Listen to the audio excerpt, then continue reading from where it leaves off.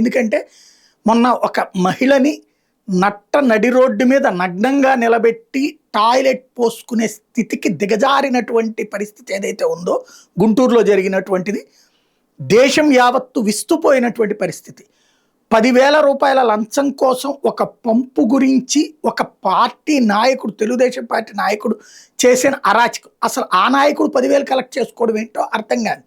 But అసలు డబ్బులతో సంబంధం లేదంటే ఇంత దారుణం చేయాల్సిన అవసరం ఏంటి? ఇప్పుడు ఫర్ ఎగ్జాంపుల్ ఒక మున్సిపాలిటీకి సంబంధించినటువంటి పంపుకి మోటార్ పెట్టారు అంటే మున్సిపాలిటీ వాళ్ళు చూసుకోవాలి, నాయకుడికి ఏం సంబంధం అది?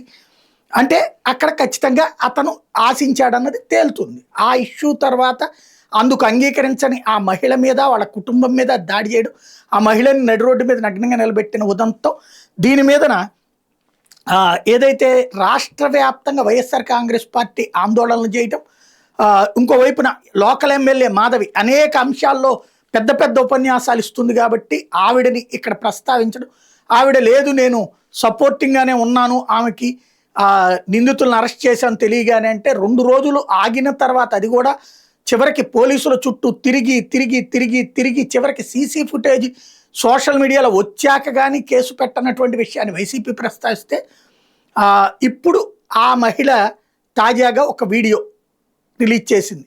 నాకు ఎమ్మెల్యే గారు బాగా సహకరించారు, ఆమె నాకు అండగా నిలబడ్డారు అన్నటువంటిది. నిన్నటిదాకా వైసీపీ వాళ్ళు వెళ్ళినప్పుడు చెప్పాలి కదా ముక్క, మీరెందుకు వచ్చారు, నాకు ఎమ్మెల్యే గారు బాగా సహకరించారు టీడీపీ అతని విషయంలోనైనా సరే అన్నటువంటిది. అంటే ఆమె మీద ప్రెషర్ ఆ స్థాయిలో వీళ్ళ నుంచి ఉంది అన్నటువంటిది అర్థమవుతుంది.